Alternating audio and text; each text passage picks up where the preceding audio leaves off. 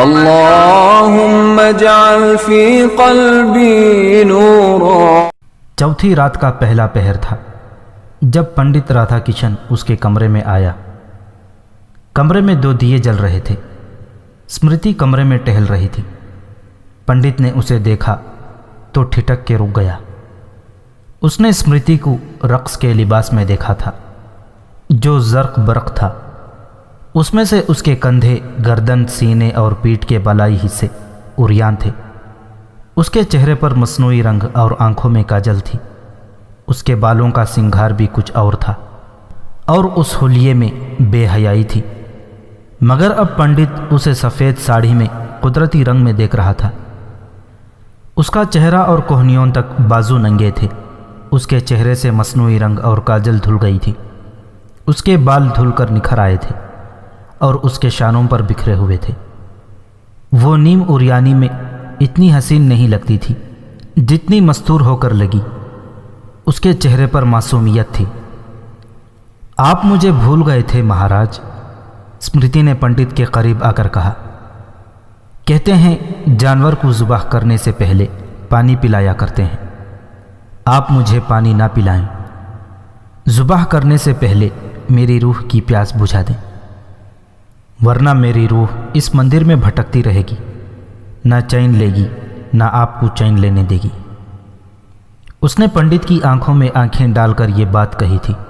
اس کی آنکھوں میں خمار تھا یا وہ تاثر تھا جو وہ کسی کو اپنے اثر میں لانے کے لیے اپنی آنکھوں میں اور اپنے چہرے پر پیدا کر لیا کرتی تھی۔ پنڈت نے محسوس کیا جیسے اس کا جسم اندر سے لرزا ہوا ہو۔ اسے اس اسمرتی سے نفرت ہو سکتی تھی جو رقاصہ کے لباس اور حلیے میں تھی۔ اس حلیے میں اس کے جسم سے گناہوں کی بو آتی تھی۔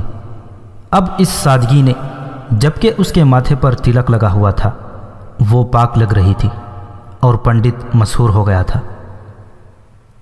اسمرتی نے اسے بیٹھنے کو کہا مگر وہ سر جھکا کر کمرے میں ٹہلنے لگا۔ اسمرتی خاموش تھی۔ پنڈت رکا۔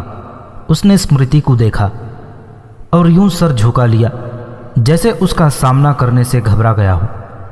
وہ چند قدم چل کر رکا اور اسمرتی کو اپنے قریب بلایا۔ میں جانتا ہوں تم پیار کی پیاسی ہو، پنڈت نے کہا۔ تمہیں کس کا پیار چاہیے؟ باپ کا، بھائی کا، بیٹے کا، یا تم؟ کیا آپ نہیں جانتے کہ روح کس کا پیار چاہتی ہے؟ اسمرتی نے پوچھا۔ آپ کے پاس کون سا پیار ہے؟ پنڈت کے چہرے کا تاثر بدلنے لگا۔ اس کی آنکھیں بے چین ہو گئیں۔ اسمرتی نے ہاتھ اس کے کندھے پر رکھ دیے اور اس کے اتنے قریب ہو گئی کہ اس کا سینہ پنڈت کے سینے کو چھونے لگا۔ اسمرتی کے بازو اس کی گردن کے گرد لپٹ گئے۔ اس نے مخمور سی سرگوشی کی۔ وہ پیار جس کا جسم کے ساتھ کوئی تعلق نہ ہو، جس میں گناہ کی بو نہ ہو، ہے آپ کے پاس ایسا پیار؟ اس کی سانسیں پنڈت کی سانسوں سے ٹکرانے لگیں۔ پنڈت اس کے طلسم میں گرفتار ہو گیا۔ گھبرائیں نہیں رشی، اسمرتی نے کہا۔ آپ جس عورت سے بھاگتے ہیں وہ صرف جسم ہوتا ہے، وہ چلتا پھرتا بت ہوتا ہے۔ میں جسم نہیں ہوں، یہ جسم میرا نہیں، میں اسے تیاگ چکی ہوں۔ آپ کو اپنی روح دے رہی ہوں، اپنی آتما دے رہی ہوں۔ اس سے نہ ڈریں، اس سے نہ بھاگیں۔ پنڈت پر جیسے سکتہ طاری ہو گیا تھا۔ اس کی آنکھوں کو جیسے اسمرتی کی جادوگری آنکھوں نے نظر نہ آنے والی زنجیروں میں جکڑ لیا تھا۔ اسمرتی کے بازو اس کے گرد لپٹ گئے تھے۔ کیا آپ اپنے اندر کوئی تشنگی سی محسوس کر رہے ہیں؟ میں جل رہا ہوں لڑکی، پنڈت نے پریشان ہو کر کہا۔ مجھے اور نہ جلاؤ۔ اسمرتی نے اس کی باتوں میں یہ تبدیلی دیکھی کہ وہ پہلے اپنے آپ کو ہم کہتا تھا، اب میں کہہ رہا تھا۔ مجھے ذبح کرنے سے پہلے اس پیار کا ذائقہ چکھ لیں، اسمرتی نے کہا۔ میرا جسم ذبح ہو جائے گا، آپ کی روح قتل ہو جائے گی۔ پنڈت اکھڑ گیا، سوچ میں کھو گیا تھا۔ کبھی اسمرتی کو دیکھتا، کبھی سر جھکا کر ٹہلنے لگتا۔ مجھے کس روز قربان کیا جائے گا؟ اسمرتی نے پوچھا۔ पंडित चौंक कर रुक गया और इस तरह बोला जैसे उसकी ज़ुबान से अल्फाज फिसल आते हों, अभी नहीं, अभी नहीं, आज नहीं तो कल, स्मृति ने कहा। पंडित ने आह ली और सरगोशी में बोला, कल बहुत दिनों बाद आएगी, कौन जाने कल क्या होगा। वो तेजी से घूमा और कमरे से निकल गया। स्मृति के होठों पर मुस्कुराहट आ गई। वो दरवाजे को देखती रही जिसमें से पंडित निकल गया था, लेकिन उसकी नज़रें उस कमरे तक ना पहुंच सकीं जिसमें पंडित रहता था। वो उसी कमरे में चला गया था। उसने दरवाज़ा बंद कर लिया और बहुत से हाथों वाली देवी के मूर्ति के सामने बैठ गया। देवी मुस्कुरा रही थी। वो जब से बनी थी मुस्कुरा रही थी। पंडित ने पहली बार उसकी मुस्कुराहट को गौर से देखा। उसके सीने में ऐसी बेकरारी थी जिसे वो समझ नहीं सकता था। उसका आखिरी सहारा ये मूर्ति और बुत थे। वो भजनों की ज़ुबान में अपने दुख सुख उन्हीं के आगे बयान किया करता था, मगर आज उसे पता नहीं चल रहा था कि उसके जिस्म में ये बेकरारी कैसी आ गई है। उसने मूर्ति की मुस्कुराहट देखी और वो भजन गुनगुनाते गुनगुनाते उस मुस्कुराहट में खो गया। वो तो इस देवी के आगे ये प्रार्थना लेकर आ गिरा था कि उसकी बेचैनी को करार आ जाए, मगर उसकी इबादत और दुआ में वो यकसुई नहीं थी जो हमेशा हुआ करती थी। उसे मूर्ति की मुस्कुराहट बड़ी अच्छी लग रही थी।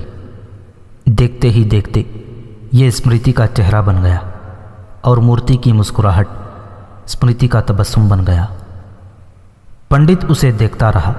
उसकी ज़ुबान से भजन आदत के मुताबिक फिसलते रहे, लेकिन नदी जैसे नदी आहिस्ता आहिस्ता बहती जा रही हो। सितंबर 1008 ईस्वी 399 हिजरी के दिन थे। हिंदुओं की फ़ौज सैलाब की तरह पेशावर की तरफ बढ़ी जा रही थी। रफ्तार तेज़ नहीं की जा सकती थी। ये मुख्तलिफ़ रियासतों की फ़ौजें थीं। कलिंजर की फ़ौज हज़रू के मुकाम पर ख़ीमाज़न हो चुकी थी। लाहौर से जो फ़ौजें चली थीं उनमें अनंतपाल की फ़ौज के अलावा औजैन, ग्वालियर और कनौज की फ़ौजें थीं। उनमें से बास के दस्ते अभी आ रहे थे। जब किसी दस्ते की आमद की इत्ला मिलती थी, पूरी फ़ौज रुक जाती थी। उन तमाम अफवाज की कमान राजा अनंतपाल के बेटे ब्राह्मणपाल को दी गई थी। वो पूरी फ़ौज को यकजा करके आगे बढ़ना बेहतर समझता था। रफ्तार सुस्त होने की दूसरी वजह दरिया थे जो चढ़े हुए थे। फ़ौजें तो दरिया पार कर लेती थीं। रसद की बैलगाड़ियाँ और उनके मवेशियों को दरिया पार कराना खासा दुश्वार था। इस मुत्तहिदा फ़ौज की तादाद किसी भी मौरिख़ ने नहीं लिखी। इतना ही पता चलता है कि तादाद लाखों में थी। उसके मुकाबले में पेशावर में सुल्तान महमूद गज़नवी के पास जो फ़ौज थी वो हज़ारों में थी। 1 लाख भी नहीं बनती थी। हिंदुओं की इतनी ज़्यादा फ़ौज को सैलाबी दरिया पार करते कई कई दिन लग रहे थे। छोटी बड़ी नदियाँ भी थीं। रफ्तार सुस्त होने की एक वजह यह भी थी कि सारे मुल्क में मंदिरों के ज़रिए प्रोपेगेंडा किया गया था कि मुसलमानों की फ़ौज सारे हिंद को फतह करने के लिए आ रही है और ये फ़ौज मंदिरों को मसमार करके मस्जिदें तामीर करेगी, जवान लड़कियों को उठा ले जाएगी और तमाम हिंदुओं को मुसलमान कर लेगी। मुसलमानों के ख़िलाफ़ ऐसा खौफनाक प्रोपेगेंडा किया गया था कि मुत्तहदा फ़ौज के रास्ते में लोग आ जाते और फ़ौज को रोक लेते थे। वो नकदी और जेवरात पेश करते और अनाज और जानवरों के लिए दाना चारा भी देते, और जो जवान आदमी तैगज़नी और घुड़सवारी की सूझबूझ रखते थे वो फ़ौज में शामिल हो जाते थे। हिंदुओं पर मज़हब के हवाले से इस्लाम दुश्मनी का जुनून तारी कर दिया गया था। इस तरह ये फ़ौज तादाद और रसद के लिहाज से बढ़ती और फूलती जा रही थी। जैसा कि पहले कहा जा चुका है कि हिंदुस्तान ने एक ही महाज पर इतनी ज़्यादा फ़ौज न कभी देखी थी, न तारीख़ ने उसके बाद किसी भी दौर में दिखाई। तादाद, इत्तेहाद और साजो सामान के लिहाज से ये फ़ौज तमाम तर आलम इस्लाम को तहक़ीक़ करने का दावा कर सकती थी। हिंदुस्तान ने तो उसके बाद इस्लाम के ख़िलाफ़ इतनी बड़ी फ़ौज ना देखी। अलबत्ता सलेबी इस्लाम के ख़िलाफ़ उससे भी ज़्यादा फ़ौज سلطان صلاح الدین ایوبی رحمۃ اللہ علیہ کے مقابلے میں لائے تھے۔ اس کے بعد سلطان صلاح الدین ایوبی کے پوتے الکمال کو شکست دینے کے لیے صلیبی یورپ کے 9 ملکوں کی افواج لائے تھے۔ ہندوؤں کی متحدہ افواج بڑھی چلی جا رہی تھی۔ فوجیوں پر اور شہریوں پر یہی ایک دیوانگی طاری تھی، مسلمانوں کو کچل دو، اسلام کو ختم کر دو، اور لوگ اپنا سب کچھ اپنی فوج پر نچھاور کر رہے تھے۔ سلطان محمود غزنوی کو پشاور میں اطلاعیں مل رہی تھیں کہ یہ لشکر کہاں تک پہنچا ہے اور وہاں تک اس کی تعداد میں کتنا اضافہ ہو چکا ہے۔ اس نے اپنے سالاروں سے کہہ دیا تھا کہ دشمن کو دریا پار کرنے نہیں دیا جائے گا اور لڑائی دریا کے پار لڑی جائے گی۔ سالاروں نے اس خطرے کا اظہار کیا تھا کہ دشمن کی تعداد چونکہ بہت زیادہ ہے، اس لیے دریا کو اپنی پیٹھ پیچھے رکھ کر نہ لڑا جائے، ضرورت کے مطابق پسپائی بڑی تباہ کن ثابت ہوگی۔ سلطان محمود غزنوی نے انہیں بتایا تھا کہ انہیں گھوم پھر کر لڑنا پڑے گا، اس کے لیے کھلے میدان کی ضرورت ہے جو دریا کے پار ہے۔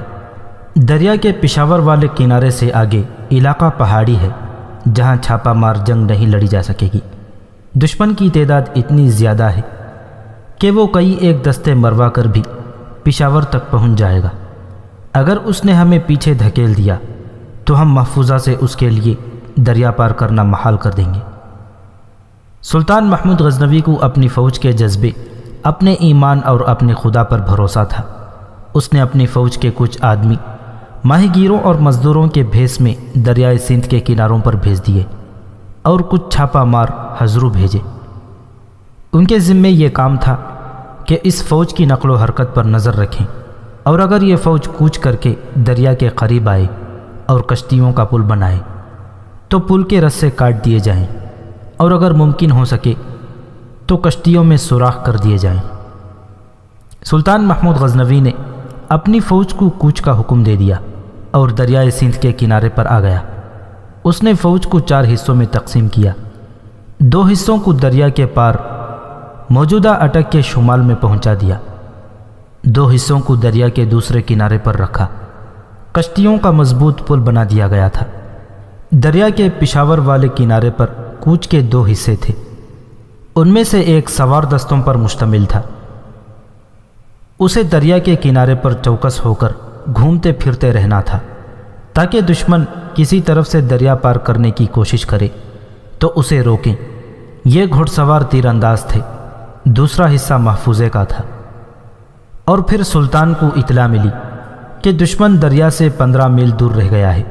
یہ اس فوج کا آخری پڑاؤ تھا۔ سلطان تھوڑا سا وقت اور حاصل کرنا چاہتا تھا۔ اس کی وجہ یہ نہیں تھی کہ اسے کسی طرف سے کمک کی توقع تھی۔ اس نے ملتان اور بھیرا سے جو دستے منگائے تھے وہ اس کے پاس آ گئے تھے۔ اسے مزید وقت کی ضرورت اس لیے تھی کہ سردیوں کا موسم شروع ہو چکا تھا۔ سلطان محمود کی خواہش یہ تھی کہ جنگ سردی کے عروج کے وقت شروع ہو تو اس کی فوج کے سپاہی یک جھنڈ میں لڑ سکتے ہیں۔ اسے معلوم تھا کہ قنوج اور گوالیار وغیرہ کی فوج سردی میں نہیں لڑ سکے گی۔ مہینے سے زیادہ کا عرصہ گزر چکا تھا۔ اسمرتی کا کمرہ شہزادی کا کمرہ بن چکا تھا۔ پنڈت رادھا کشن اس کے پاس آتا اور باتیں کرتا رہتا تھا۔ اگر کوئی اسے اس کے کمرے میں دیکھتا تو یقین نہ کرتا کہ یہ ان کا پنڈت رادھا کشن ہے۔ وہ اسمرتی کی عمر کا آدمی معلوم ہوتا تھا۔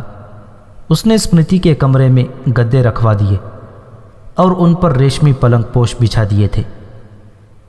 مٹی کے دیے کی جگہ فانوس لگوا دیے گئے تھے اور لڑکیاں ہر صبح کمرے میں تازہ پھول رکھ کر جاتی تھیں۔ دوسرے پنڈتوں کا خیال تھا کہ ان کا پنڈت اسمرتی کو قربانی کے لیے تیار کر رہا ہے۔ پنڈت رادھا کشن انہیں بتا بھی یہی کرتا تھا کہ نرتکی قربانی کے لیے تیار ہے، لیکن اسمرتی کے پاس جا کر وہ بھول جایا کرتا تھا کہ اسے قربانی کے لیے پاک اور تیار کرنا ہے۔ صرف اسمرتی تھی جسے یقین تھا کہ اسے قربانی کے لیے تیار کیا جا رہا ہے۔ پنڈت نے اس کے جسم کو کبھی ہاتھ نہیں لگایا تھا، البتہ اس کے ہونٹ جو ہمیشہ سے مسکراہٹ سے محروم تھے اب مسکرانے لگے تھے۔ اسمرتی کی بعض باتوں سے وہ ہنس بھی پڑتا تھا۔ स्मृति ने उसे कई बार कहा कि वो उसे जल्दी ज़ुबाह कर दे क्योंकि मौत का इंतज़ार अजियतनाक है। ये सुनकर हर बार पंडित का चेहरा उदास हो जाया करता था। वो पंडित जो समझता था कि उसने अपने आप को औरत से महरूम करके देवताओं की खुशनुदी हासिल कर ली है, अब उसकी हालत ये थी कि वो जैसे देवताओं को नाराज़ करके स्मृति की खुशनुदी हासिल करने की कोशिश कर रहा था। उसने अपनी ज़िंदगी में जो खला पैदा कर लिया था वो स्मृति से पुर होने लगा था। प्यासे को पानी मिला तो उसे महसूस हुआ कि वो प्यास से जल रहा था। उसने स्मृति को कभी बेटी के रूप में देखा, कभी बहन के रूप में, और कभी उसे अपनी माँ समझा। उस मंदिर में स्मृति से ज़्यादा खूबसूरत लड़कियां आया करती थीं। पंडित ने उनके साथ कभी बात नहीं की थी। उन्हें देखकर वो निगाहें फेर लिया करता था। स्मृति पहली लड़की थी जिसकी उसने बातें सुनी और जो उसकी मर्जी के बगैर उसके सीने से लग गई थी। इस खुर्ब ने और उस लम्स ने पंडित के अंदर वो तिश्नगी बेदार कर दी जिसे वो अपनी अजमत की अलामत समझा करता था। क्या तुम्हारी आत्मा अब भी उस प्यार की प्यासी है जो तुमने मुझसे मांगा था? एक रोज़ उसने स्मृति से पूछा। आप पहले मर्द हैं जिसने मुझे इतनी रातें अपने पास रखा, लेकिन इस तरह रखा जैसे मैं आपके पास नहीं हूँ। स्मृति ने कहा, आपने मेरे जिस्म के साथ दिलचस्पी का इजहार नहीं किया। मेरी आत्मा इसी में शांत हो गई है। क्या मैं अब देवताओं के चरणों में कुर्बान होने के लिए तैयार हो गई? अभी नहीं, पंडित राधा किशन ने उदास से लहजे में कहा। क्या मैं अभी तक नापाक हूं? पंडित उसे देखता रहा। देखते देखते उसकी आंखों में आंसू आ गए। स्मृति आगे बढ़ी और उसका सर अपने सीने से लगा लिया। साड़ी के पल्लू से उसके आंसू पोंछ डाले। वो उस पर झुकी हुई थी। उसके खोले हुए नरम और मुलायम बाल पंडित के चेहरे पर जा पड़े। पंडित ने एक हाथ उठाया। हाथ कांप रहा था। स्मृति का एक गाल पंडित के सर पर था। पंडित का कांपता हुआ हाथ स्मृति के बिखरे बालों तक गया और उसने अपनी आंखों पर रख लिया। अचानक वो उठ खड़ा हुआ। स्मृति घबरा गई। पंडित ने उसे फटी फटी नज़रों से देखा, जैसे उसे ख्वाब से बेदार कर दिया गया हो। वो स्मृति को जैसे पहचानने की कोशिश कर रहा था, जैसे वो उसे पूछना चाहता था कि मेरा हाथ किसने उठाकर तुम्हारे हाथों पर रख दिया था। किले के दरवाजे का घड़ियाल बजने लगा। पंडित राधा किशन पूरी तरह अपने आप में आ गया। ये घड़ियाल उस वक्त बजा करता था जब कोई राजा महाराजा आ जाया करता था। पंडित किले के दरवाजे पर जाकर उसका इस्तकबाल किया करता था। उसने स्मृति से कहा कि कोई मेहमान आया है और वो कमरे से निकल गया। राजा अनंतपाल की बीवी आई थी। ये अनंतपाल के दूसरे बेटे ब्राह्मणपाल की माँ थी। मुत्तहदा अफवाज की कमान उसी ब्राह्मणपाल को दी गई थी। हालांकि अनंतपाल खुद साथ था। उसने ब्राह्मणपाल की माँ को बताया था कि राजमहल की सबसे आला रकासा को नगरकोट के पंडित ने इंसानी कुर्बानी के लिए मुंतखब कर लिया है और उसे यकीन दिलाया गया है कि फतह ब्राह्मणपाल की होगी। इससे पहले राजा अनंतपाल की दूसरी बीवी ने अपने बेटे सुखपाल को, जो मुसलमान हो गया था, सुल्तान के खिलाफ इस उम्मीद पर बागी किया था कि वो भेरा को फतह करके सुल्तान महमूद गजनवी को कैदी बना लाएगा और बाप की गद्दी का जानशीन बनेगा। उसका नतीजा यह हुआ कि सुखपाल भेरा में सुल्तान का कैदी बन गया और सुल्तान ने उसे उम्र भर के लिए कैद में डाल दिया था। अब अनंतपाल की दूसरी बीवी को ऐसी ही तवक्को थी कि उसका बेटा पिशावर को फतह करके गजनी को भी तहत करेगा और अपने बाप की जगह राज करेगा। वो बेटे की फतह के लिए बेताब थी। वो नगरकोट ये मालूम करने आई थी कि स्मृति की कुर्बानी दी जा चुकी है या नहीं। पंडित राधा किशन ने उसे बताया कि चूंकि स्मृति रकासा रही है और वो मुसलमानों के घर में पैदा हुई थी, इसलिए उसे पाक करते बहुत दिन लग गए हैं। ब्राह्मणपाल की माँ ने اسے کہا کہ اس سے پہلے بھی جوان لڑکیوں کی قربانی دی جا چکی ہے، کسی پر اتنا زیادہ عرصہ صرف نہیں کیا گیا۔ اس نے اصرار شروع کر دیا کہ اسمرتی کی قربانی جلدی دی جائے کیونکہ فوجیں میدان جنگ کے قریب پہنچ گئی ہیں۔ اس نے یہ بھی کہا کہ اسے بتایا گیا ہے کہ لڑکی کو ابھی بن گنگا تک بھی نہیں لے جایا گیا۔ پنڈت رادھا کشن کی حیثیت راجوں مہاراجوں سے بہت اونچی تھی اور اسے بھگوان کا ایلچی سمجھا جاتا تھا، لیکن اننت پال کی بیوی نے ایسے شک کا اظہار کر دیا جس سے پنڈت کی حیثیت ذرا جتنی ہو گئی۔ اس نے کہا، اسمرتی کے حسن اور اس کے جسم میں ایسی کشش ہے کہ جو اسے دیکھتا ہے دیکھتا ہی رہ جاتا ہے۔ مجھے شک ہو رہا ہے کہ اس کا یہی جادو نگر کوٹ کے مندر پر بھی چل گیا ہے۔ میں اس کی قربانی تک یہیں رہوں گی۔ پنڈت رادھا کشن نے کچھ بھی نہ کہا، شک غلط نہیں تھا۔ اس نے کہا کہ وہ کل صبح اسمرتی کو بن گنگا لے جا رہا ہے، یہی ایک کام رہ گیا تھا جو کل ہو جائے گا اور اس سے اگلے روز اسمرتی کو قربان کر دیا جائے گا۔ راجہ اننت پال کی بیوی شاہی مہمان خانے میں چلی گئی۔ پنڈت رادھا کشن اسمرتی کے کمرے میں چلا گیا۔ اسمرتی نے مسکرا کر اس کا استقبال کیا۔ پنڈت کا چہرہ اترا ہوا تھا۔ وہ اسمرتی کو دیکھتا رہا۔ جب اسمرتی نے اس سے پریشانی اور خاموشی کی وجہ پوچھی تو پنڈت نے کہا، میں صبح اتنی جلدی آؤں گا جب ابھی اندھیرا ہوگا، ہم دونوں بن گنگا چلیں گے۔ اور وہ کمرے سے نکل گیا۔ قافلے میں 2 اونٹ تھے اور 3 گھوڑے۔ ایک اونٹ پر ایک جوان لڑکی اور دوسرے پر ایک ادھیڑ عمر عورت سوار تھی۔ گھوڑوں پر مرد سوار تھے۔ وہ ہندو معلوم ہوتے تھے۔ ان کا حلیہ اور ان کا لباس ہندوؤں جیسا تھا۔ ایک کتا بھی ان کے ساتھ تھا۔ اس زمانے میں قافلوں کے ساتھ رکھوالی والے کتے لازمی سمجھتے تھے۔ یہ قافلہ لاہور سے چلا تھا اور اس کی منزل نگر کوٹ تھی۔ راستے میں اس نے جس کسی سے پوچھا، انہوں نے یہی بتایا کہ وہ پوجا پاٹ کے لیے نگر کوٹ کے مندر میں جا رہے ہیں۔ اب یہ قافلہ نگر کوٹ کے قریب پہنچ گیا تھا۔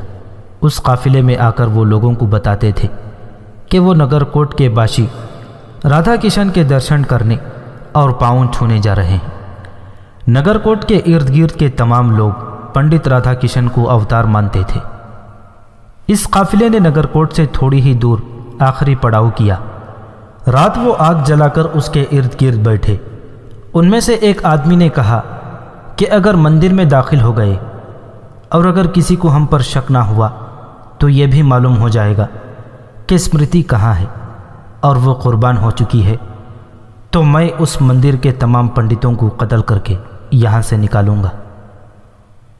یہ شعیب ارمغانی تھا جو ہندوؤں کے مذہب سے، ان کے رسم و رواج اور مندروں کی زبان اور اصطلاحوں سے اچھی طرح واقف تھا۔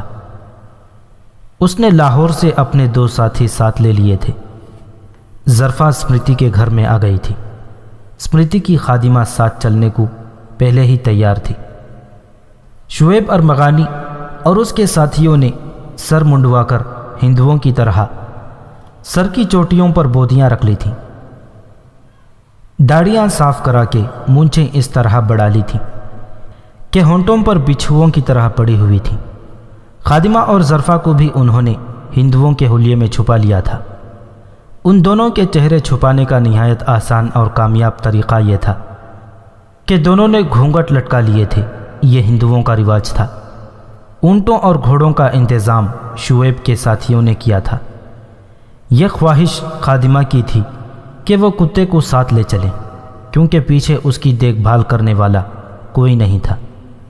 یہ اسمرتی کا کتا تھا جو اس سے بہت پیار کرتا تھا۔ رات کو گھر کی رکھوالی کرتا اور اسمرتی گھر میں ہوتی تو اس کے ساتھ کھیلتا رہتا تھا۔ راستے میں بھی کتے کی ضرورت تھی۔ انہوں نے آخری پڑاؤ میں اسمرتی کو مندر سے نکالنے کے ان طریقوں پر غور کیا جو وہ سوچ کر آئے تھے۔ انہوں نے یہ بھی سوچ لیا تھا کہ ان کا زندہ واپس آنا مخدوش ہے۔ خادمہ اور ظرفا نے اپنے ذمے یہ کام لے لیا تھا کہ اسمرتی اگر زندہ ہو تو اس کا سراغ لگا لیں گی۔ مندر کے 20 کمرے تھے، تہ خانے میں بھی کمرے تھے اور راہداریاں اور سیڑھیاں تاریک تھیں، اس لیے اسمرتی کو ان بھول بھلائیوں سے نکلنے کے لیے جان ہتھیلی پر رکھنے کی ضرورت تھی۔ خادمہ نے مردوں کو بتایا کہ یہ بھول بھلائیاں کیسی ہیں۔ سب سے بڑا خطرہ یہ تھا کہ مندر کے قلعے میں فوج بھی رہتی تھی۔ ارمغانی اور اس کے ساتھیوں نے خنجر اور خنجر نما تلواریں پہنے ہوئے کپڑوں کے اندر چھپا لیں، اور یہ قافلہ رات کے آخری پہر نگر کوٹ کی طرف روانہ ہوا۔ خادمہ رہبری کر رہی تھی، انہیں شہر کی تاریکی میں مندر کے دروازے میں پہنچ جانا تھا۔ یہ وہ شہر تھی جب پنڈت رادھا کشن نے اسمرتی سے کہا تھا کہ اسے بن گنگا میں اسنان کے لیے لے جانا ہے۔ پنڈت اسمرتی کے کمرے میں چلا گیا۔ اسمرتی گہری نیند سوئی ہوئی تھی۔ پنڈت نے اسے جگایا اور کہا کہ وہ اس کے ساتھ چلے۔ اسمرتی خاموشی سے اس کے ساتھ چل پڑی۔ وہ مندر سے نکلے، ان کے لیے قلعے کا دروازہ کھل گیا۔ باہر آ کر وہ پہاڑی سے اترنے لگے۔ پنڈت تو کئی برسوں سے اس پہاڑی سے اتر اور چڑھ رہا تھا، اس لیے اسے کوئی دشواری پیش نہیں آ رہی تھی۔ دشواری اسمرتی کے لیے تھی، جو 2 گھوڑوں والی بھگی کی سواری کی عادی تھی۔ اسے جو چپل پہنائے گئے تھے ان سے وہ چل بھی نہیں سکتی تھی۔ پہاڑی سے اترتے اس کے پاؤں بار بار پھسلتے تھے۔ پنڈت اسے سہارا دیتا تھا اور وہ سنبھل جاتی تھی۔ پھر اسمرتی نے ایک بازو پنڈت کی کمر کے گرد لپیٹ دیا اور اترنے لگی۔ پھر بھی اس سے اچھی طرح اترا نہیں جاتا تھا۔ پنڈت نے بھی بے قابو ہو کر اپنا بازو اس کی گرد لپیٹ لیا اور اسے تقریباً اپنے اوپر گرا کر پہاڑی اترنے لگا۔ موسم سرد تھا، اسمرتی اس کے ساتھ چپک گئی۔ وہ پہاڑی سے اتر آئے اور دریا کی طرف چل پڑے۔ مندر دور اوپر رہ گیا تھا، نیچے جنگل اور ویرانہ تھا۔ پنڈت نے اسمرتی کو اپنے بازو سے آزاد نہ کیا۔ وہ اسی طرح ایک دوسرے کے ساتھ لگے ہوئے چلتے گئے۔ صبح کا اجالا نکھرنے میں ابھی بہت دیر باقی تھی۔ پنڈت اسمرتی کو اس لیے اتنی جلدی لے آیا تھا کہ صبح کے وقت دریا پر لوگ آ جاتے تھے۔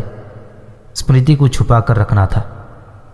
کیا آپ مجھے آخری غسل کے لیے لے جا رہے ہیں؟ اسمرتی نے پوچھا۔ پنڈت نے اس کے سوا کوئی جواب نہ دیا کہ اپنے بازو کا گھیرا رقاصہ کے گرد اور زیادہ تنگ کر کے اسے اس طرح اپنے ساتھ لگا لیا جیسے اسے اپنے جسم میں جذب کر لینا چاہتا ہو۔ آپ بولتے کیوں نہیں؟ اسمرتی نے کہا۔ مجھ سے آپ کیوں ڈرتے ہیں؟ مجھے آج ہی مرنا ہے تو بتا دیں۔ بتا دوں گا اسمرتی۔ پنڈت نے اسے اپنے آگے اس طرح کر لیا کہ دونوں کے سینے مل گئے۔ میرا دل کہہ رہا ہے کہ ہم دونوں قربان ہو رہے ہیں۔ ایسا لگ رہا ہے جیسے میں آج کا سورج نہیں دیکھ سکوں گا۔ اس کی آواز بھرا گئی۔ وہ رندھائی ہوئی آواز میں بولا، زندگی کی آخری رات ہے، مجھے پیاسا نہ مرنے دو۔ میں سمجھتا تھا کہ میں اپنا من مار چکا ہوں، من نہیں مرا۔ میں نے تم پر ہر روپ چڑھایا ہے، بیٹی کا بھی، بہن کا بھی، ماں کا بھی۔ صرف ایک روپ کو چھپانے کے لیے میں نے اپنے آپ کو بہت دھوکے دیے۔ میں نے دیویوں کی مورتیوں میں تمہاری مسکراہٹیں دیکھی ہیں۔ پاپی من مانا نہیں۔ میں نہیں سمجھ سکتا کیوں۔ میں عورت کے وجود سے بہت بھاگا ہوں، مگر آپ پتھر کے بھگوان کو مانتے ہیں، اسمرتی نے کہا۔ میرے خدا کی عبادت کریں، من کے سب پاپ جھڑ جائیں گے۔ مجھے باتوں میں نہ لگاؤ نرتکی، پنڈت نے کانپتی ہوئی آواز میں کہا۔ میں نے تمہاری روح کو پیار دیا ہے، اس کے عوض مجھے جسم کا خمار دے دو۔ شاید یہ دن تمہاری زندگی کا آخری دن ہو، پھر اس جسم کو جلا دیا جائے گا۔ میں جیتے جی جل رہا ہوں۔ اسمرتی نے قہقہا لگایا اور اچک کر اس سے الگ ہو گئی۔ بولی، تیرا کشن مراری سچا ہوتا تو تیری 50 برسوں کی پرارتھنا کو یوں پاپ میں ڈوبنے نہ دیتا۔ میں آزاد ہوں۔ میں جانتی تھی تو مجھے ایک دن انہی نگاہوں سے دیکھے گا جن سے مجھے پاپیوں نے دیکھا تھا۔ میں نے تیرے اندر اس آگ کو اس لیے بھڑکایا ہے کہ تو جلتا ہوا میرے قدموں میں آ گرے، اور میں تجھے بھوکے کتے کی طرح اپنے پیچھے پیچھے جنگل میں لے جاؤں اور آزاد ہو جاؤں۔ میں آزاد ہوں، میں آزاد ہوں۔ وہ ایک طرف دوڑ پڑی، لیکن اونچی نیچی زمین پر وہ تیز دوڑ نہ سکی۔ پنڈت نے اسے چند قدموں میں پکڑ لیا اور کہا، پاگل نہ بنو نرتکی، مجھ سے بھاگ کر کہاں جاؤ گی؟ کہاں پناہ ڈھونڈو گی؟ میں تمہیں پکڑوا دوں گا اور ذبح کر دوں گا۔ میں تم سے کوئی قیمتی چیز نہیں مانگ رہا۔ اسمرتی نے اس کے منہ پر بڑی زور سے تھپڑ مارا اور بولی، میں دریا میں ڈوب جاؤں گی، تیرے بتوں کی بھینٹ نہیں چڑھوں گی۔ تجھے کوئی نہیں بچا سکتا نرتکی، پنڈت نے کہا، بتوں کی توہین نہ کر، مجھے میرا خدا بچائے گا۔ اسمرتی نے کہا، میرا خدا سچا ہوا تو تیرا ایک بھی بت سلامت نہیں رہے گا۔ پنڈت بھوکا بھیڑ بن گیا تھا۔ اس کے وجود میں وہ مرد بیدار ہو گیا تھا جسے وہ سمجھتا تھا کہ ہمالیہ کے دامن میں مار آیا ہے۔ تب اسے ایک کتے کے بھونکنے کی آواز سنائی دی۔ یہ آواز قریب آ رہی تھی۔ جس وقت مندر کی پہاڑی سے دور جا کر پنڈت رادھا کشن نے رک کر اسمرتی کو اپنے سینے سے لگا لیا تھا، اس وقت شعیب ارمغانی کا چھوٹا سا قافلہ پہاڑی کے دامن میں اس جگہ پہنچا تھا جہاں سے مندر کا راستہ اوپر جاتا تھا۔ اسمرتی کی خادمہ اس جگہ سے واقف تھی، انہیں گھوڑے اور اونٹ وہیں چھوڑ دینے تھے۔ اسمرتی کا کتا کھلا ہوا تھا، وہ زمین کو سونگھ کر بےتابی سے غرایا، پھر دھیمی سی آواز میں بھونکا اور اس طرف زمین کو سونگھتا ہوا چل پڑا جدھر پنڈت اور اسمرتی گئے تھے۔ قافلے والوں نے اس کی طرف توجہ نہ دی، کتے تو ایسی حرکتیں کیا ہی کرتے ہیں۔ کتا دوڑنے لگا اور اس کی بھونکنے کی آواز بلند اور دور ہونے لگی۔ خادمہ نے کہا کہ کتے کو کسی گیدڑ یا بھیڑیے کی بو آ گئی ہے۔ ان میں سے کوئی تصور میں بھی نہیں لا سکتا تھا کہ کتا مالکین کی بو پر جا رہا ہے۔ اسے اسمرتی سے جدا ہوئے 2.5-3 مہینے گزر گئے تھے۔ وہ اسمرتی کے ساتھ بچوں کی طرح کھیلا کرتا تھا، اس کے بستر میں بھی گھس جایا کرتا تھا۔ اسمرتی اس کے ساتھ بچوں کی طرح پیار کیا کرتی تھی۔ پنڈت نے جب کتے کے بھونکنے کی آواز سنی تو اس نے پرواہ نہ کی۔ وہ بھوکے بھیڑیے کی طرح اسمرتی پر ٹوٹ پڑا تھا اور اسمرتی اس سے بچنے کی کوشش کر رہی تھی۔ پنڈت نے اسے گرا لیا اور اس کی ساڑھی نوچنے لگا۔ اب اسمرتی بے بس ہو گئی تھی۔ ایک کتا اس کے گرد گھوم کر اپنا منہ اس کے منہ کے قریب لے گیا تو وہ سمجھی کہ یہ بھیڑیا ہے یا مندر کا کتا ہے۔ وہ کیسے یقین کر سکتی تھی کہ یہ اس کا اپنا کتا ہے؟ کتا اس کا منہ چاٹنے لگا تو اسے کچھ شک سا ہوا۔ اس نے دیکھا کہ یہ اسی کا کتا ہے۔ کتے نے اگلی ٹانگیں اٹھا کر پنجے پنڈت کے جسم میں اتار دیے اور اس کا ایک کندھا منہ میں لے کر کاٹنے لگا۔ اس نے پنڈت کو جھنجھوڑا تو پنڈت چیخ اٹھا۔ اسمرتی اس کے نیچے سے نکل آئی۔ کتے نے کندھے کو چھوڑ کر پنڈت کی ران دانتوں کے شکنجے میں لے لی۔ پنڈت نے ایسا واویلا بپا کیا کہ دور دور تک سنائی دیا۔ پنڈت بھاگا تو کتے نے اس کی ٹانگ پھر پکڑ لی۔ اسمرتی نے چلا کر پنڈت سے کہا، میں نے تجھے کہا تھا کہ مجھے میرا خدا بچائے گا۔ یہ میرا کتا ہے جو لاہور سے میری بو پر آیا ہے۔ اسمرتی نے کتے کو پکڑ لیا۔ پنڈت بھاگ گیا۔ اسمرتی کو سمجھ نہیں آ رہی تھی کہ اس کا کتا کہاں سے آ گیا ہے۔ کتا اس کے قدموں میں لوٹ پوٹ ہو رہا تھا۔ اسمرتی کو قدموں کی آہٹ سنائی دی۔ وہ خوف سے کانپنے لگی کہ مندر کے فوجی پنڈت کی مدد کو آ رہے ہیں۔ اس نے چھپنے کی کوشش کی لیکن اسے ایک عورت کی آوازیں سنائی دی۔ وہ کتے کو بلا رہی تھی۔ آواز اسمرتی کی خادمہ کی تھی۔ پنڈت کا واویلا اتنا بلند تھا کہ انہیں بھی سنائی دیا تھا۔ ارمغانی اور اس کے ساتھیوں نے اس کے ساتھ کتے کے بھونکنے کی آوازیں بھی سنی تھی۔ ارمغانی کو یاد آ گیا تھا کہ اس کتے نے اسے بھی جھنجھوڑا اور بری طرح زخمی کیا تھا۔ وہ سب دوڑتے وہاں پہنچے تو اسمرتی نیم تاریکی میں ادھر ادھر چھپنے کی کوشش کر رہی تھی۔ اسے پہچاننے میں ذرا دقت محسوس ہوئی۔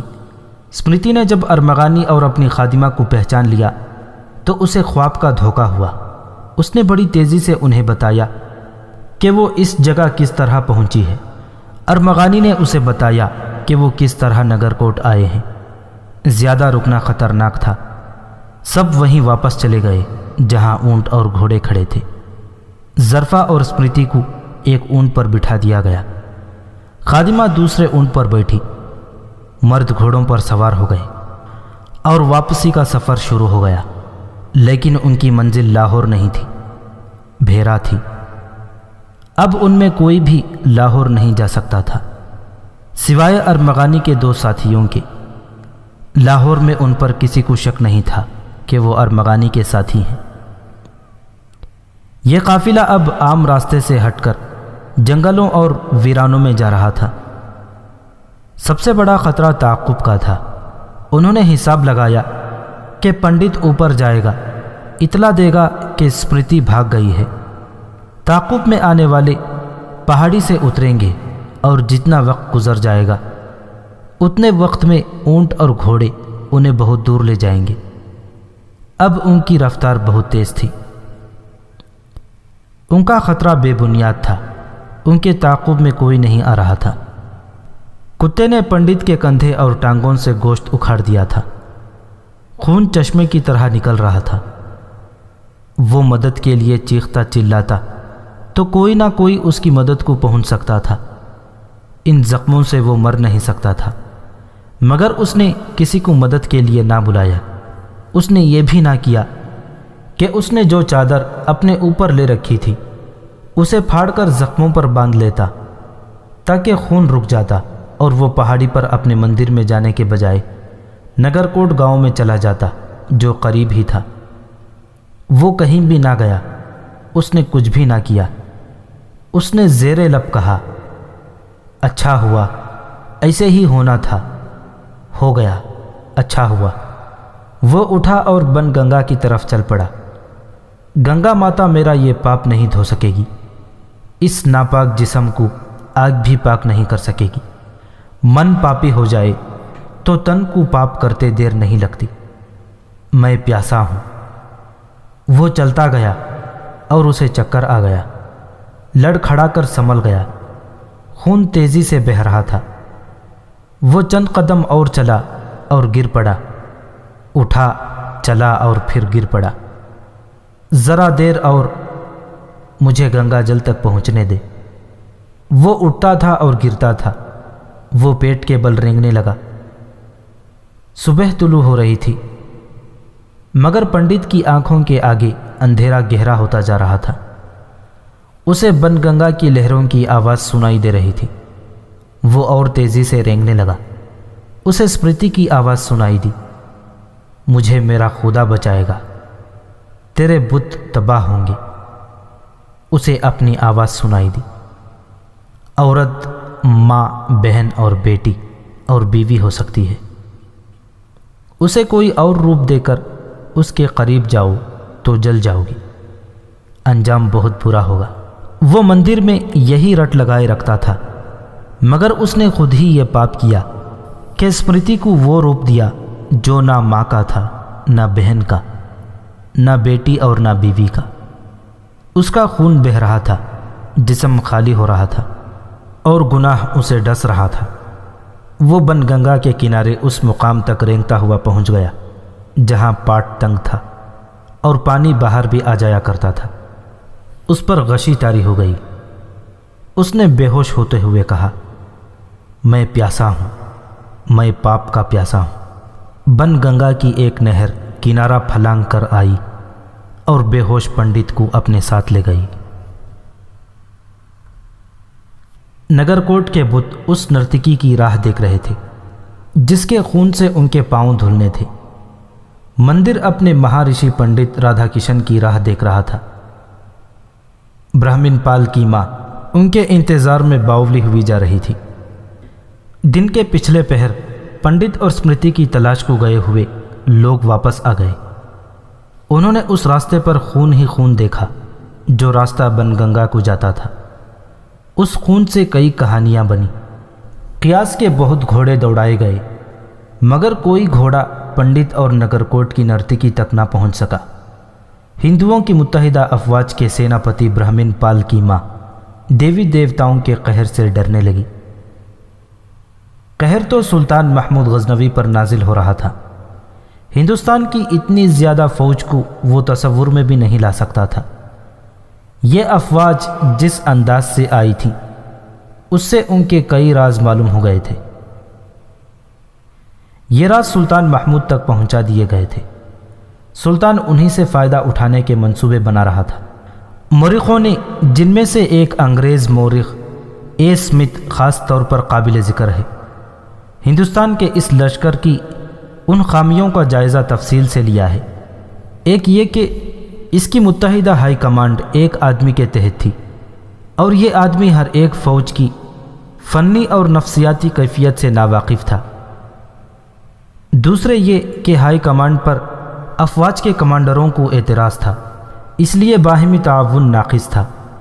تیسرے یہ کہ فوج میں ہزارہ شہری صرف اس لیے شامل کر لیے گئے تھے کہ ان میں لڑنے کا جذبہ تھا، بلکہ وہ اسلام کے خلاف جذباتی تھے، مگر انہوں نے میدان جنگ کبھی دیکھا نہیں تھا۔ اور چوتھے یہ کہ ہندوؤں کو اپنی تعداد اور ساز و سامان پر بھروسہ تھا۔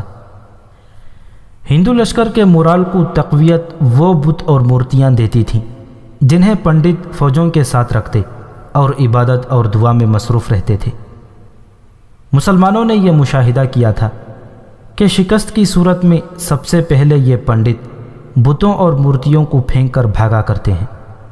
اس کے مقابلے میں سلطان کو 2 رکعت نفل پر بھروسہ تھا جو وہ ہر لڑائی سے پہلے میدان جنگ میں پڑھا کرتا تھا۔ اسے اپنے عسکری فہم و فراست پر بھروسہ تھا، اور اسے اپنے اس عقیدے پر بھی بھروسہ تھا جو اللہ کی خوشنودی کے لیے اللہ کی راہ میں لڑ رہا ہے، اور یہ جنگ اس کی ذاتی مفاد کے لیے نہیں۔ اب بھی اس نے اپنے سامنے ہندو لشکر کے پہاڑ دیکھے تو اس نے اپنے سالاروں اور نائب سالاروں کو آخری ہدایت دے کر کہا، بدر میں رسول اکرم صلی اللہ علیہ وسلم نے 3 گنا قوی دشمن کو شکست دی تھی۔ ہمیں اس روایت کو زندہ کرنا ہے۔ میں اپنی فوج سے 2-4 باتیں کرنا چاہتا ہوں۔ تھوڑی دیر بعد وہ اپنے گھوڑے پر سوار اپنی فوج سے خطاب کر رہا تھا۔ میں تمہیں اس خوش فہمی میں مبتلا نہیں کروں گا کہ فتح تمہاری ہے، صرف یہ کہوں گا کہ خدا تمہارا ہے، بشرطے کہ تم خدا کے ساتھ رہو اور دل میں یہ ایمان تازہ رکھو کہ اسلام کی پاسبانی کریں گے اور اپنے سچے مذہب کے کسی دشمن کو زندہ نہیں رہنے دیں گے۔ تمہارے سامنے کفر کے پہاڑ کھڑے ہیں، اگر تم نے اپنے عقیدے کے بجائے اپنی جان کو عزیز سمجھا تو تمہارے لیے تباہی کے سوا کچھ بھی نہیں۔ ہمیں ان پہاڑوں کو ریزہ ریزہ کرنا ہے۔ اپنی اور اپنے دشمن کی تعداد کو بھول جاؤ۔ جنگ جذبے سے لڑی جاتی ہے۔ خدا تمہارے ساتھ ہے، خدا اسے فتح دیتا ہے جو اس کا نام روشن کرنے کے لیے فتح کا عزم لے کر لڑتا ہے۔ سلطان محمود غزنوی فوج کے 2 حصوں کو اپنی کمان میں دریائے سندھ کے پنجاب والے علاقے پر لے گیا تھا اور حضرو کے قریب خیمہ زن ہوا۔ اس نے دید بانوں کی آنکھوں سے ہندو لشکر کو دیکھا اور اپنی آنکھوں سے بھی۔ اس نے اپنے سالاروں سے کہا کہ اب ہندو لڑنے کا جذبہ اور فتح کا عزم لے کر آئے ہیں، ہمیں بہت محتاط ہو کر لڑنا پڑے گا۔ اس نے اپنے پلان میں رد و بدل کیا اور چند ایک چھاپا مار جیش تیار کر کے دریا کے کنارے پر دور دور پھیلا دیے۔ وہ پشاور اور غزنی کی دفاع کے لیے دریا کا پورا استعمال کرنے کی سوچ چکا تھا۔ اس نے دوسرا اقدام یہ کیا کہ اپنی خیمہ گاہ کے ارد گرد خندق کھدوا دی۔ اس نے مورچہ بند ہو کر لڑنا زیادہ موزوں سمجھا۔ وہ کچھ اور انتظام بھی سوچ رہا تھا، لیکن مزید تاخیر اس کے لیے نقصان دہ ثابت ہو رہی تھی، کیونکہ دشمن کے لشکر میں اضافہ ہوتا جا رہا تھا۔ ابھی تک ہندوستان سے دستے آ رہے تھے۔ سلطان سمجھ گیا کہ دشمن کی افواج ابھی منظم نہیں ہوئی، انہیں ابھی حملے کی ترتیب میں آنا تھا۔ سلطان نے اللہ کے بھروسے سے اپنی عقل سے کام لیتے ہوئے ایک روز صبح نماز کے فوراً بعد 1000 گھوڑ سوار تیر انداز جو گھوم پھر کر تیر اندازی کرنے کا تجربہ رکھتے تھے، دشمن پر حملہ کرنے کے لیے بھیج دیے۔ اس صورتحال میں اس نے پہلکاری بہتر سمجھی اور جنگ کی ابتدا کر دی۔ تاریخ 29 ربیع الثانی 399 ہجری بمطابق 31 دسمبر 1008 عیسوی تھی۔ مشہور مورخ گرویزی نے اس معرکے کی آنکھوں دیکھا حال یوں لکھا ہے کہ 1000 تیر اندازوں سے حملہ کرا کے محمود غزنوی نے بھیڑوں کے چھتے کو چھیڑ دیا تھا۔ اس کے پلان کو دشمن نے یوں پرے پھینک دیا جیسے کوئی بیکار چیز کوڑے کرکٹ میں پھینک دی جاتی ہے۔ دشمن کی طرف سے 30,000 کھکڑوں نے 1000 تیر اندازوں پر حملہ بول دیا۔ کھکڑ ایک لادین قبیلہ تھا جو ہندوؤں کا حامی تھا، بلکہ یہ قبیلہ اپنے آپ کو ہندوؤں کی نسل سے سمجھتا تھا۔ یہ لوگ جنگجو تھے۔ موسم کیسا ہی ہو، میدان جنگ پھرتیلا ہو، تپتا ہوا ریگزار ہو، ہموار ہو یا اونچا نیچا، گھکڑ ننگے پاؤں اور ننگے سر لڑا کرتے تھے۔ انہوں نے تیر انداز سواروں پر ایسا شدید حملہ بولا کہ 1000 گھوڑ سوار اور 1000 سواروں کا کچھ بھی پتہ نہ چلا کہ کہاں غائب ہو گئے ہیں۔ گھکڑ ان کا قتل عام کر رہے تھے۔ گھکڑوں نے اپنا حملہ روکا نہیں، وہ نعرے لگاتے چیختے چنگھاڑتے سلطان محمود کے کیمپ میں داخل ہو گئے۔ کیمپ کے ارد گرد خندق تھی، دو طرف آنے جانے کا راستہ تھا۔ گھکڑ ان راستوں سے سیلاب کی طرح اندر چلے گئے۔ سلطان محمود اس صورتحال کے لیے تیار نہیں تھا۔ گھکڑوں کی یہ دلیرانہ یلغار غیر متوقع تھی، لیکن احمقانہ بھی۔ بے شک ان کی تعداد 30,000 تھی، لیکن وہ ایسے کیمپ کے اندر گئے تھے جو خندق سے گھیرا ہوا تھا۔ محمد قاسم فرشتہ لکھتا ہے کہ چند منٹوں میں گھکڑوں کے ہاتھوں 5000 مسلمان شہید ہو گئے، زخمی لا تعداد تھے۔ کیمپ میں خون ریز معرکہ لڑا جا رہا تھا۔ خندق نے گھکڑوں کے لیے پسپائی ناممکن بنا دی تھی۔ خطرہ یہ تھا کہ دشمن مزید تعداد سے حملہ کر دے گا اور 1 گھنٹے کے اندر جنگ کا فیصلہ دشمن کے حق میں ہو جائے گا۔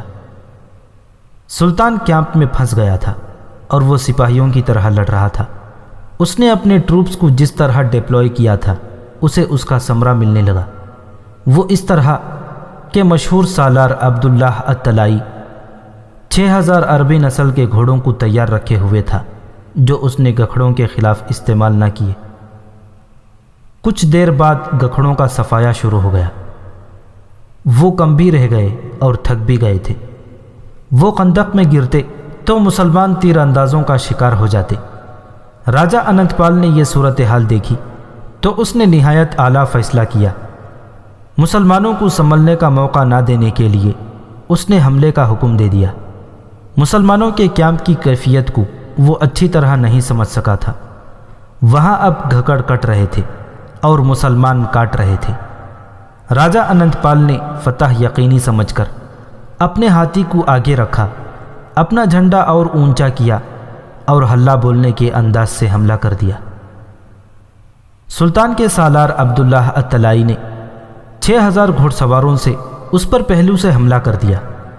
اتنے بڑے لشکر کے سامنے 6000 گھوڑ سوار کچھ بھی نہیں تھے، لیکن مورخ لکھتے ہیں کہ اس موقع پر ایک معجزہ رونما ہوا۔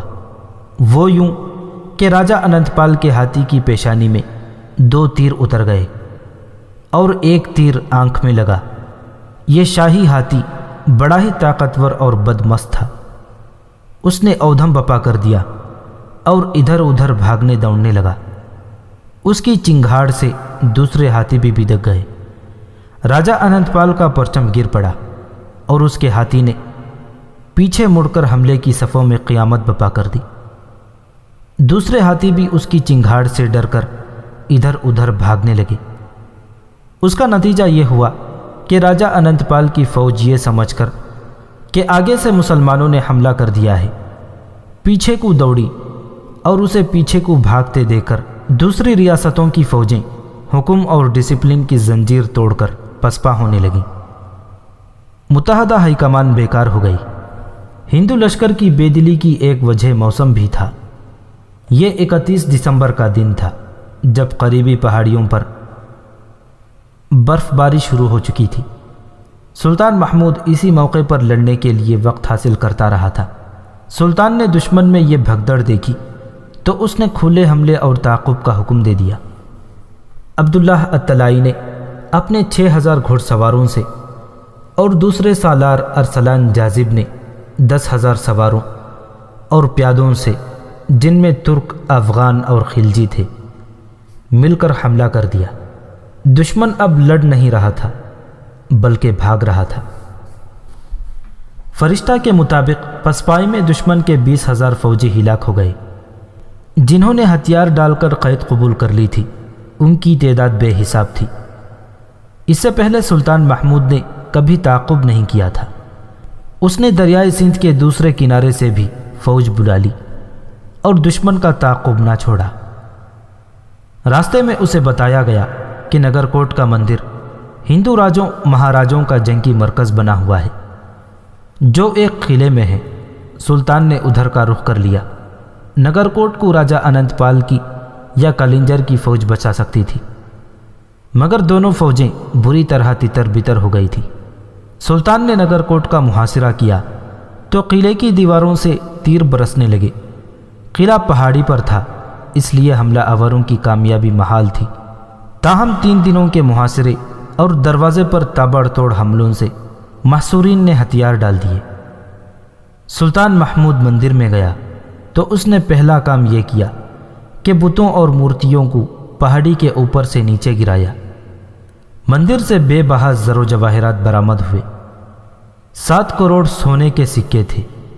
سونا منوں کے حساب سے تھا، چاندی کئی 100 من تھے، ہیرے جواہرات بھی منوں کے حساب سے تھے۔ یہ وہ خزانہ تھا جو ہندوؤں نے سلطان محمود غزنوی کو شکست دینے کے لیے غزنی کو مہابھارت میں شامل کرنے کے لیے جمع کر رکھا تھا۔ سلطان نے ہزرو سے نگر کوٹ تک کا علاقہ اپنی سلطنت میں شامل کر لیا۔ راجہ اننت پال اس کے چند دن بعد مر گیا۔ سلطان محمود غزنوی ہندوستان میں رہ کر اسلامی سلطنت کو منظم اور مستحکم کرنا چاہتا تھا، مگر اسے غزنی سے اطلاع ملی کہ غور کے علاقے میں محمد نام کے ایک افغان نے 10,000 فوج کے ساتھ اپنا کیمپ بنا لیا ہے اور غوری اس کے ساتھ شامل ہو رہے ہیں۔ یہ ایک اور خانہ جنگی کی ابتدا تھی۔ سلطان محمود کو 1009 عیسوی 400 ہجری میں غزنی جانا پڑا اور اسے ایک اور خانہ جنگی لڑنی پڑی۔